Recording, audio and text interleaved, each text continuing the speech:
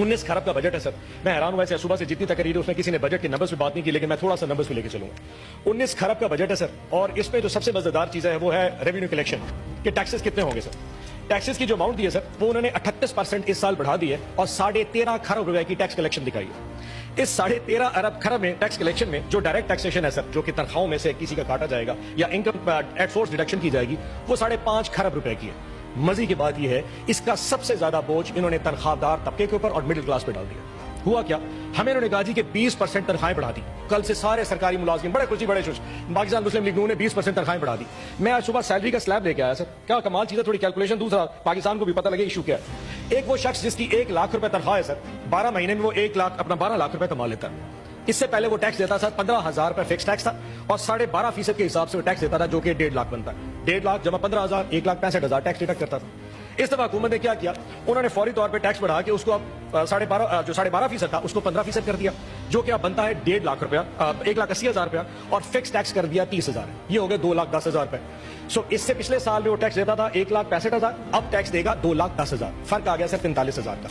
इन्होंने कहा जी हमने 20% तनख्वाहें बढ़ा दी।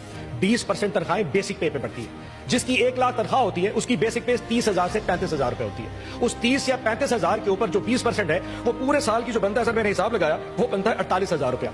सो आपने 48,000 की तनख्वाहें बढ़ा दी, लेकिन 45,000 का टैक्स लगा दिया। उसकी जेब में कितने बचे? 3,000 रुपए। टोटल 3,000 पूरे साल में बचेंगे।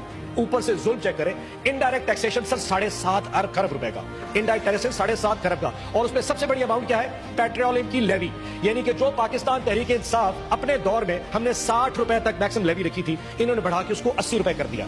80 रुपए से क्या होगा, हमने सर 60 रुपए जो रखी थी, हम 35 रुपए से ऊपर कभी भी नहीं गए। इन्होंने 60 को 80 रुपए कर दिया है। इसका मतलब यह है कि अवाम अब 20 रुपए इस पूरे साल में पेट्रोल की कीमत बढ़ेगी। वो जो 3,000 रुपए एक तनख्वाहदार तबका इस टैक्स में से 20% तनख्वाह के बचा रहा था, जब 20 रुपए लीटर पेट्रोल बढ़ेगा तो वो और पूरे खानदान के ऊपर जो असर आना है पूरे महीने पूरे साल का, वो 40 से 50,000 रुपए आएगा। बचेगा उसके पास 40,000 और इस हुकूमत के पास चला जाएगा। सो मैं ये बता दूं उस पूरे अवाम को भी और इस हुकूमत को भी कि आपके 20% जो आपने इजाफा दिया है उसकी वजह से मिडिल क्लास पूरी दब चुकी है, क्योंकि आपने जो टैक्स स्लैब बढ़ाए वो बेचारा दब गया। और ये सिर्फ और सिर्फ सरकारी मुलाजमीन के लिए है।